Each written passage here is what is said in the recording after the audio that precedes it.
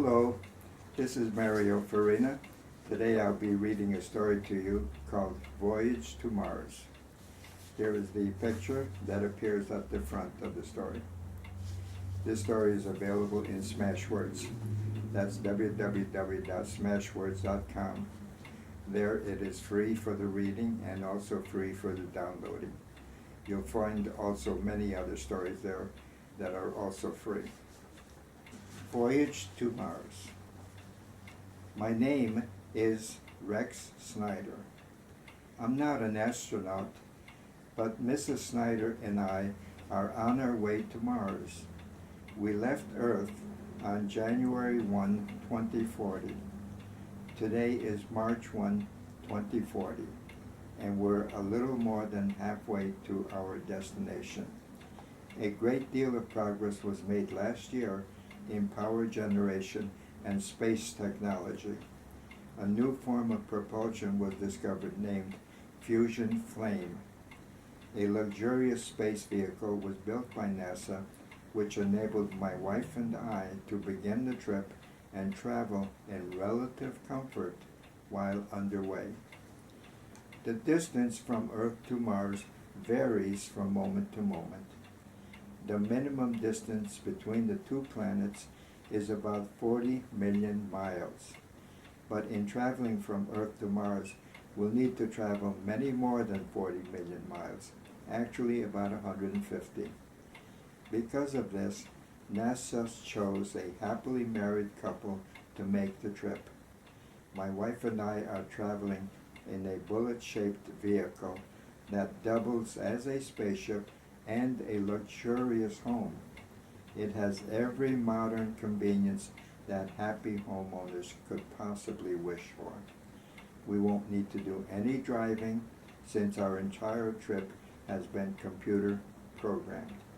When we get to Mars, we'll simply orbit the planet, then return home. There will be no landing on Mars. The entire trip was planned as a political coup.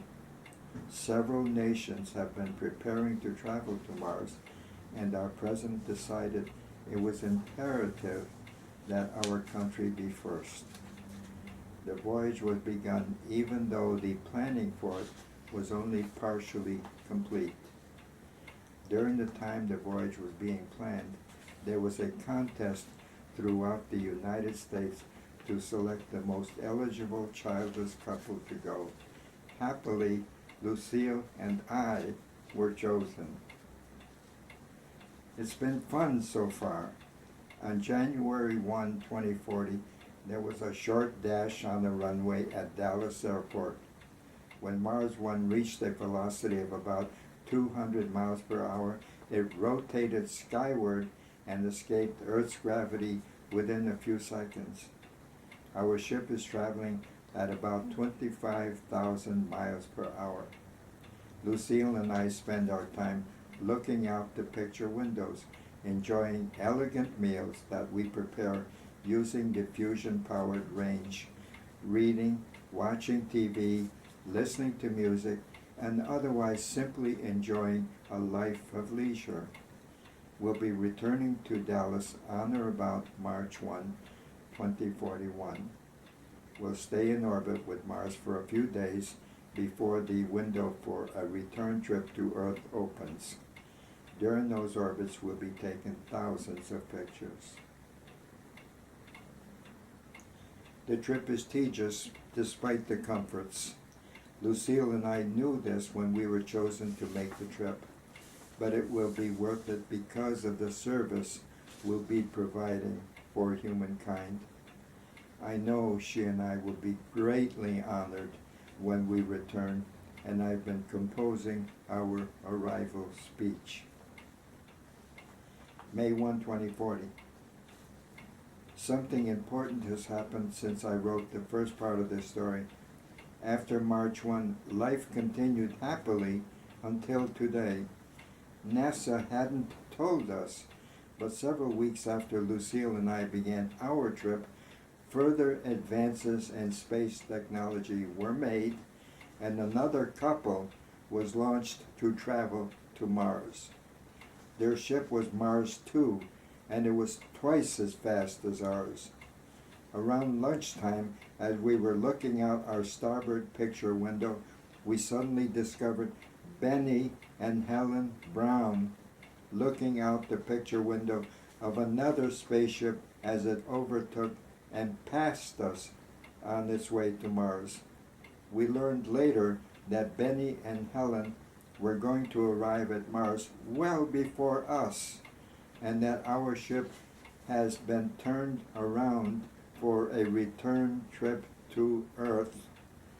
This was disappointing, but at least we think we'll arrive back on Earth in plenty of time to get a small amount of the glory. May 15th. Today, as we were speeding toward Earth, we were looking out the port window and unexpectedly saw Grace and George O'Brien looking out the starboard window of still another spaceship aimed toward Mars. This was Mars 3. Even further advances have been made in technology, and this ship was much faster than Mars 2. It was going to arrive at Mars before Mars 2. The latter ship has also been turned to return to Earth. This was bad news, but at least we think we'll arrive back on Earth first. June 1, 2040. Alas, this will not happen. We've just seen Mars 2 forging ahead of us on the way back to Earth. A few days from now, Mars 3 will go by in the same direction. NASA told us that actually Mars 3 will be first to arrive back at Dallas. This will be on July 1. Grace and George O'Brien will get all the honors. 3 weeks later, Mars 2 will land. Lucille and I won't get back until September 1, 2040. Our ship has been declared obsolete. There will be no welcoming ceremonies for us. What is worse, our ship will not even land at Dallas. As a convenience to NASA, it will be redirected and parked at a huge storage yard in Houston. NASA has scheduled our return to Dallas to be by bus and at our own expense. I hope you liked the story, and thanks for looking, thanks for listening. Tomorrow I'll have another story for you. Bye-bye.